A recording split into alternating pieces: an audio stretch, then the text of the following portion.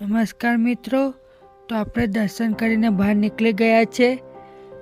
તો અંદર વિડીયો ઉતારવાની મનાઈ હતી, તો હું વિડીયો નહીં ઉતારી શકી. તો મિત્રો, દર્શન કરીને બહાર નીકળ્યા ત્યારે હનુમાન દાદાની મોટી પ્રતિમા આપણને જોવા મળે છે. તમે જોઈ શકો છો.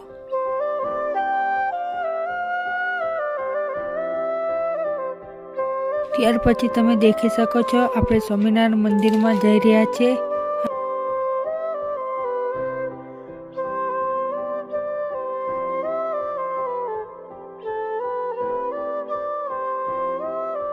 અને આ નજારો તમે નિહાળો કેવો દેખાય છે. તો અંદર તમે બન્યા રહો, હું તમને મંદિર બતાવીશ.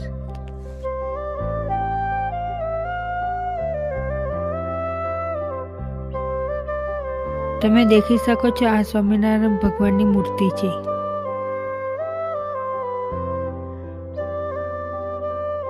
ત્યાર પછી હું બીજા મંદિરમાં ગયો. ત્યાં જાત જાતના ફોટાઓ જોવા આપણને મળે છે. તમે દેખી શકો છો.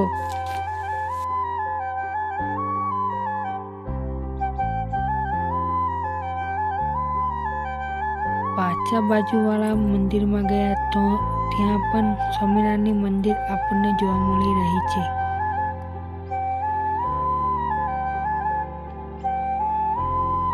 ભગવાનની બાજુમાં દાનપેટી છે. તમારી ઈચ્છા હોય તો એમાં પૈસા નાખી શકો છો.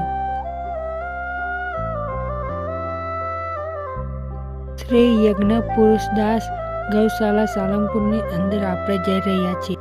ગૌશાળામાં તમે દેખી શકો છો કે ગૌશાળામાં એવોર્ડ પણ આપણે જોવા મળી રહ્યા છે.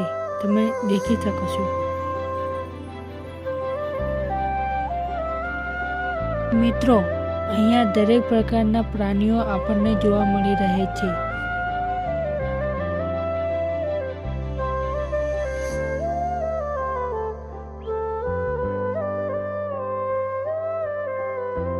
તો આ મિત્રો તમે દેખી શકો છો, આ ઘોડો શાંતિદાયક ઊભો છે. આપણે એનો વિડીયો ઉતારીએ છીએ તો એ હલચલ નહીં કરતો.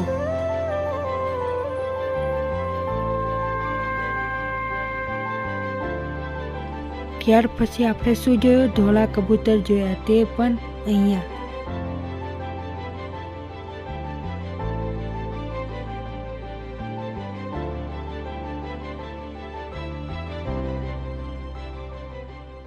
તો એની બાજુમાં જ આપણને સસલા જોવા મળી ગયા છે. એ પણ રંગબેરંગી મસ્ત આપણને જોવા મળી ગયા છે. તમે દેખી શકો છો.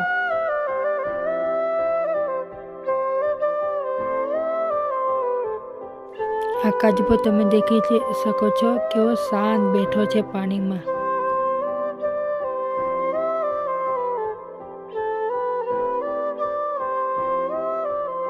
તો તમે દેખી શકો છો કે આપણને કોલ ઉંદીરો આપણને જોવા મળી ગયો છે, જે કાચી દિવાલોને પૂળો કરીને દિવાલો પાડી દે છે અને દિવાલો પણ પડી જાય છે.